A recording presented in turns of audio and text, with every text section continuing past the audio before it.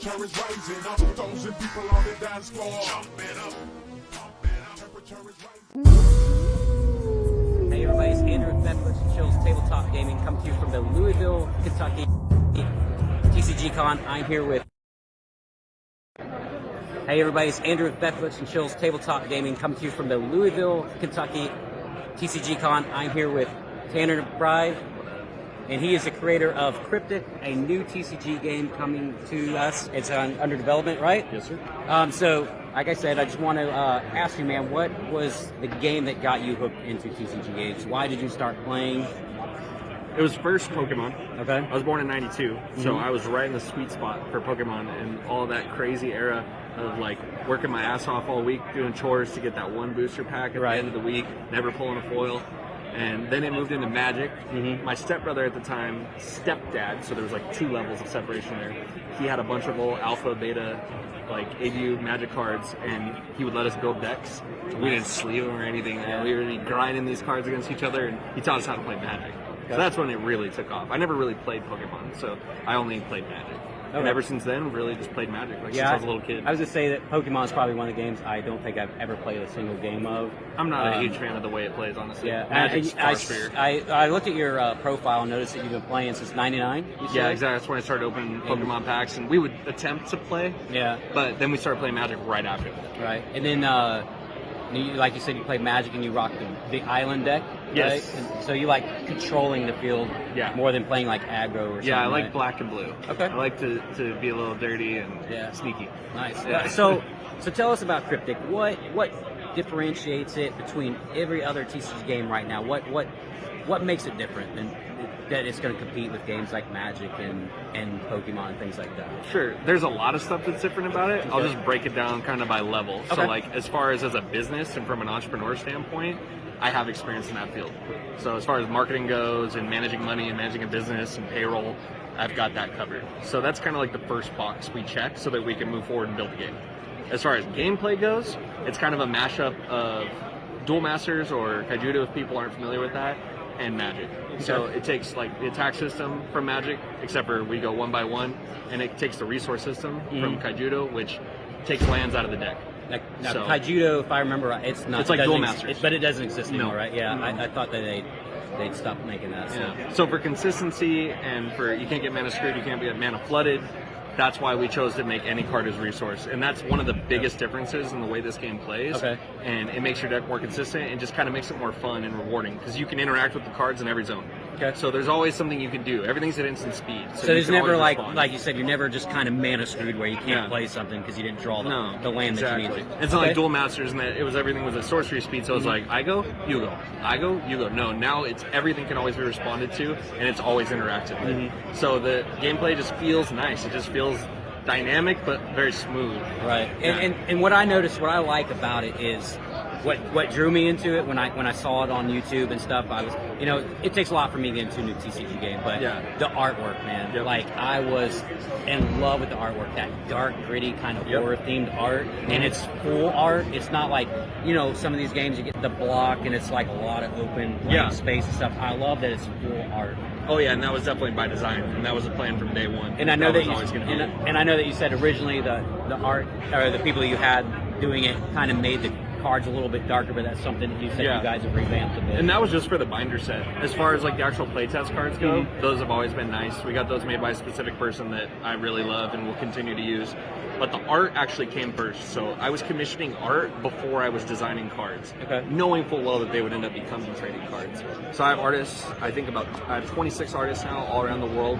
I have 7 that I've yet to name or announce that will get named and announced during the Kickstarter, but have made art for games that everyone is familiar with and names that they'll actually know, but I want to use it for hype during the Kickstarter and keep it exciting. Which starts April 15th, right? That's right, April 15th, it'll be noon Eastern Standard that'll start. And then you also have Patreon right now. Exactly. And then I believe, like, I know our friend Kyle, I just met him a couple months ago in my hometown. He's a huge fan of yours. He's been following you since day one, he told me. Awesome. And I met him playing a different TCG game, and it's just a small world, and he was like, hey man, go check out Kryptik, and that's another reason why I checked it out. And yeah, he's a Patreon. He's like excited. I saw on your Discord the other day, he's like, I got a Patreon spot, so he's super stoked. And I think you're doing like every month you're dropping something new to the Patreon. Yeah, right? it's a theme. So it'll be each faction each month, and then there'll be 2 months of spells. And there's what you got? 4 right now. 4 right now. Yeah, 4 human, factions right now. undead. Those are kind of self-explanatory. Yeah. Ascendant is angels and demons, and mystics are basically like the water magical type folk. So you got something for everybody, really. Exactly. And the next set, Wicked Prophecy, we've already announced will be Shaman faction. That's awesome. That's cool. That's cool. We've already started commissioning art for the next set. The other thing I think that's really cool about it is it's community based. Yes. Which that is super awesome because it's like you said, you know what you want, but sometimes, like you and me had a conversation on Discord. Sometimes you don't know how to get really good feedback, like when you're trying to do something yourself. So it's always good to get like community feedback and see what people think about the game, and kind of put what they talk into effect. Like you and me talked about people with color blindness, like me. I couldn't play your game because I can't see the difference between blues and greens and reds and pinks and things like that. I can see black and white. So you're like, as soon as I sent something to you, you messaged back like almost immediately. It's like, hey man, I didn't even think that. To think about it, it's something that we probably do need to rectify because somebody like you, and I'm sure there's other people that are colorblind as well that just wouldn't be able to play this game but might want to. So I thought it was really, really cool that you, as the creator of the game, was so quick to respond personally to me. And I was like, wow, that's really impressive. There's only one other game I've ever had do that with, a TCG game, where they responded like immediately. So that was really awesome, man. And then you gave me a deck today, and I flipped it open, and I was sitting over at the table, and I noticed the dots. I was like, this is perfect. This would be perfect for somebody like me. Now, with that said, is that something you guys are going to implement into the game when it actually comes out? Something for like maybe somebody's colorblind, and maybe in your rule book put that in there somewhere, say, hey, these dots or emblems, whatever you guys decide to do, is to help people with colorblindness? Yeah, I think more than likely it'll be symbols. I'm going to commission those next week and try to figure out exactly how I want to do that. But there will be a symbol associated with each color. If not, we will do the dots. That's a simpler thing. And the only concern I have is that the hybrid soul stones are very small. So it might be hard to fit symbols, but I can make them a bit larger and kind of go from there. One second. But that actually inspired me and like made me think of another idea. And I don't know if this is possible. I know it's physically possible, but just because of the amount of words on some cards, is that I could be the first trading card game to make cards in Braille. Oh, that'd be cool, man. Yeah, that would be super, super cool. That'd be cool, man. Well, that'd be crazy. That would be crazy. Imagine dude. if you're a player and you're getting into Kryptik, and like say you have like a blind sibling or a close friend, you can literally play a trading card game with them. Now like for real. That's a pretty sick idea, man. Somebody's like, what if they can see their cards upside down? They could cheat. And I'm like, if they read Braille backwards, give me a fucking break. Like, trying to read it. That's pretty cool. You know, make the designs basic as possible and like shorten the words whenever possible. But I think if I made them like a larger, maybe like tarot card format, I really think I could pull that off. That would be pretty cool too, like a tarot card format. That'd be pretty cool. So what else about Kryptik? Like, I know it's the 60. You got the 11 cards, which is the 66. 66 years on the island. Right. So essentially, in this universe, the overseers are tasked with finding these citizens. They build worlds and they create these factions. And at certain times in the history of those factions, they go and they pluck a piece off of their world and they put them on Kryptik Island. So it's like a world quilt. It's basically a giant crucible. And these people have 66 years to prove their worth, either ascend into overseer status or die. So it's really just like an actual crucible is the perfect term for Kryptik Island. So they come here, and whether through war or love, peace, whatever avenue they take, they don't really know exactly what leads to like a positive outcome when being judged. They just have to kind of fight for survival and do their thing. So in our game, each card is individually named. So they all have their own unique name. There's no like innkeeper or any generic names like that, because they all have a story that matters in the lore. And that's what my business partner Connor is handling. He's a genius, literally a genius for this. He does world building for years for like 300 plus person LARPing groups. He's a world builder. He's a really talented like genius. Is that Q? No, he designs the game mechanics. Okay. And Connor is Dick Doc on. Okay. And he's Dick Doc because he's a urologist. He's a surgeon. Yeah. I saw that in your guys' website. So yeah, so he's the guy that does the lore, and the lore really is special, and it's integrated into the game directly through the 66 years. And you're a citizen on the island; those are your allies, that's your enemy, and it is depicted perfectly in each game, and it works. And we did it in the right order. We did the art. And the game mechanics came after the story, so that we knew what we wanted to do. We knew how to integrate it, and it just made everything easy. It like started to fall into place because I don't know how to do everything. I'm not the best game designer. I'm not an illustrator. I'm not certain things. So you get partners to help you with those things. And our team is strong, man. Like, he's on lore duty. He's amazing. Q's been playing game for years. The kid is literally a brilliant game designer. I fill in the holes of the business and the design, and then we've got Nico as our other business partner. He does project management for a living, works for a firm that gets contracted out to basically help people with leadership and different entities. So our team is strong, man. Like, it really is. Like, I don't want to brag on those guys too hard to like pump, you know what I'm saying? Yeah. Our team is the shit. Yeah. It truly. I'm really proud of those dudes. And like the game we're coming up with and the business we're building, because it has to be a business. Yeah. And I've caught a little bit of flack from people saying, you bring up the entrepreneurship thing all the time, you're in the business thing all the time. Like, that's what it is, man. It's a business. Exactly. And it has to be profitable to be sustainable. Exactly. And I want to be able to build a game for many years and many sets for the players and build on these characters that they're falling in love with. And it's on me to deliver and make that happen. Right. So I got to make sure the business is sound. And makes sense. I can. It's well within my wheelhouse, and we're proving it. Yeah. I mean, we're proving it. I mean, People that's what I was gonna say, man. I just going to the Discords and reading the YouTube comments of the videos I watch, man. It's very, very well received already. Yeah. And it's still in development, and that's what's amazing. Like, you have this game that's not even out yet, but you have all these supporters and all these backers, and then once Kickstarter hits, it's going to be like a no-brainer for a lot of people. I think so. And I think you guys will be very, very successful, especially the way you're doing. The ideas you said you had to come up with Braille, dude, that is genius. Yeah. I don't think probably But anybody's look, that ever thought of that. comes as a direct result of being community developed. Exactly. Yeah, just because I mentioned something about People think we're colorblindness. blowing like marketing smoke up people's ass by saying community developed. No, we literally have sheets that these people play games, they fill out, we take it, he takes the best stuff, brings it to me, and we make a decision what we're going to implement. Yeah. It's a very like refined, well-oiled machine, and it is community driven, truly. We're a team of 4 people. And to develop a game from scratch, including like the UI, the art, the distribution, which comes in the future, it would be almost impossible without help. So we take help from the people that love the game, and they're going to be passionate, they're going to try hard, they're going to get after it, and it's worked, man. And what's even more beautiful about that business, and why I'm so proud of that business model, is what better way to have a talent pool of people to hire. Q's my first hire because he was one of my first and best community playtesters.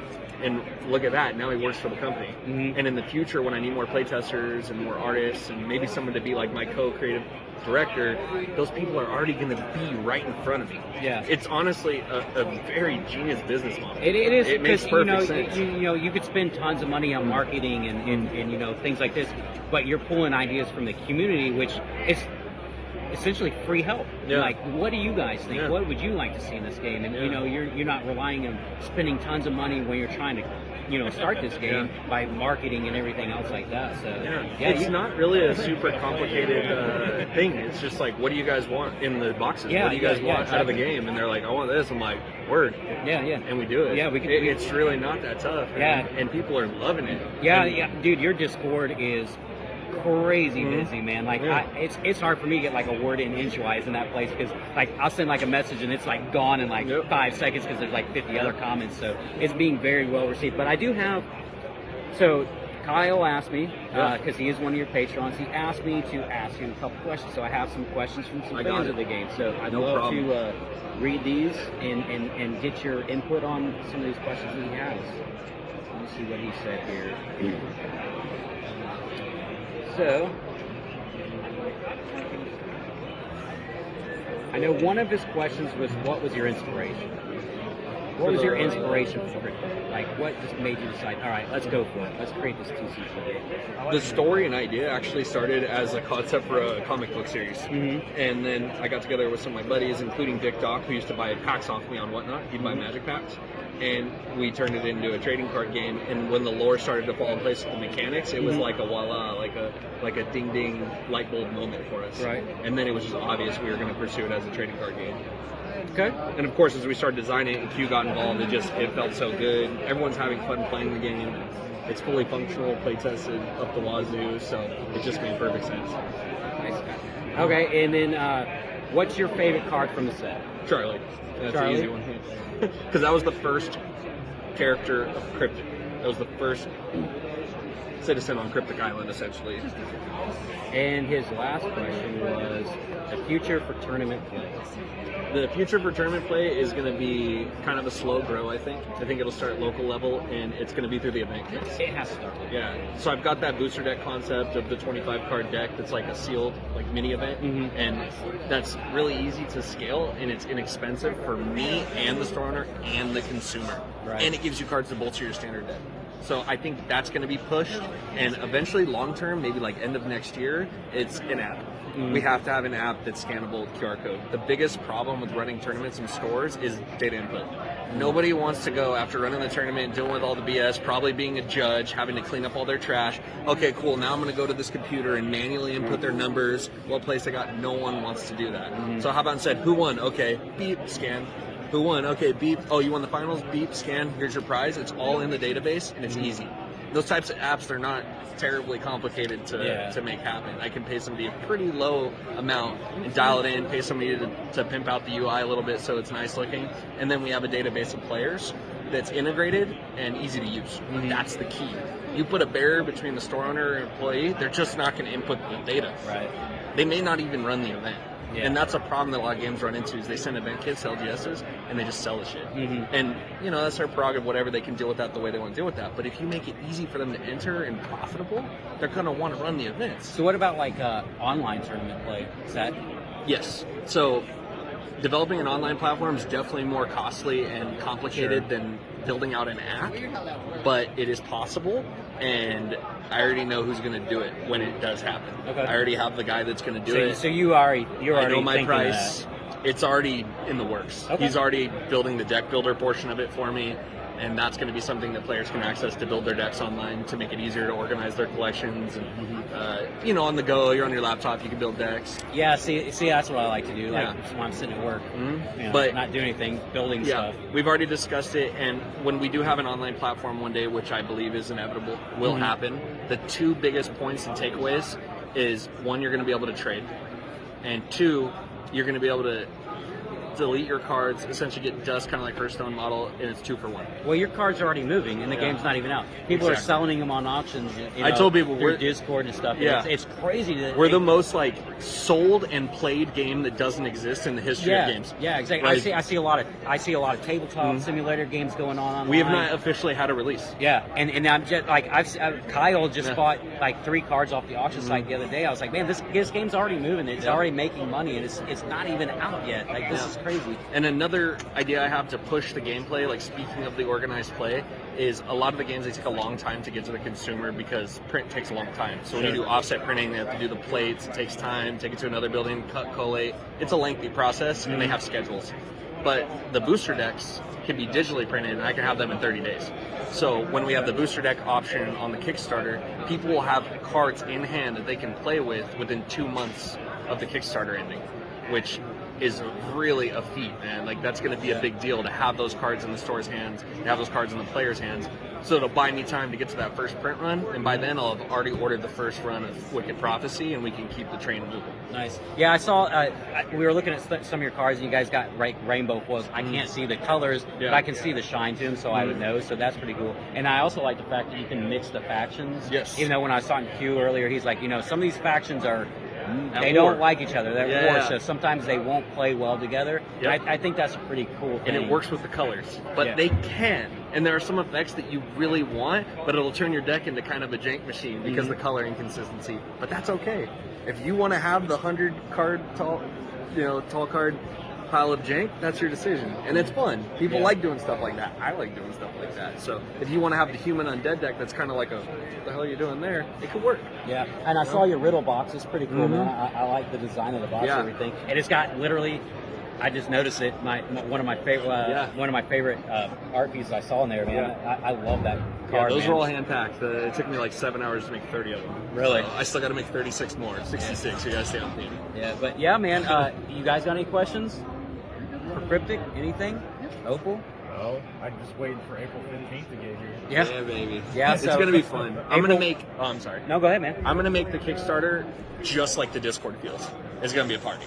We've already got scheduled days for lore delivery that's gonna have comment discussion, Q&As that'll be submitted through comments, and giveaways. And I have 7 different artists to announce throughout the course. And I have one announcement that's gonna be made on the very last day of the Kickstarter. They literally just gave me chills. Yeah. It's like choking me up a little bit. Yeah. Trust me, bro. All right, can't wait, man. And then I noticed, like in the Discord, I've already seen like I don't know. I know you guys said you don't run the auction Discord part. I don't want any part of that. They're doing because, like a ton of I don't watch giveaways on there for shenanigans me. with secondary market stuff. I People noticed they were doing accusing me of whatever. Yeah. Yeah, I noticed they were doing a ton of giveaways and stuff in there as well. So. Oh, I've got a fun fact. I buy my Patreon packs with my credit card. I have an overseer tier that I'm not letting go of. So. Nice. Yeah. So, any questions, guys?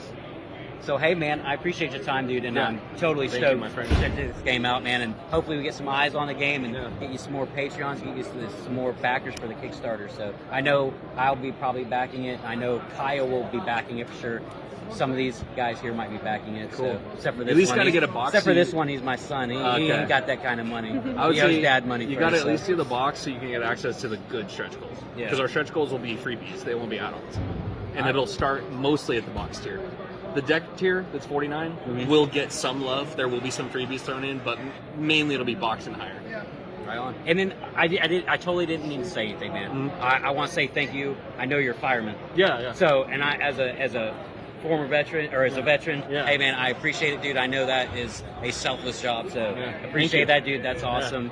Guys, go to Kryptic website.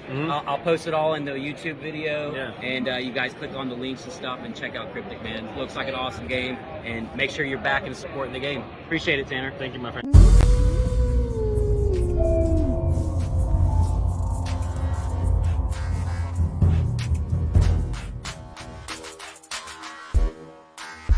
All my stress. Uh-huh.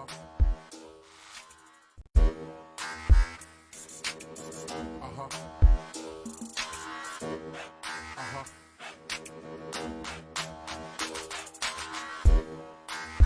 All my stress. Uh-huh.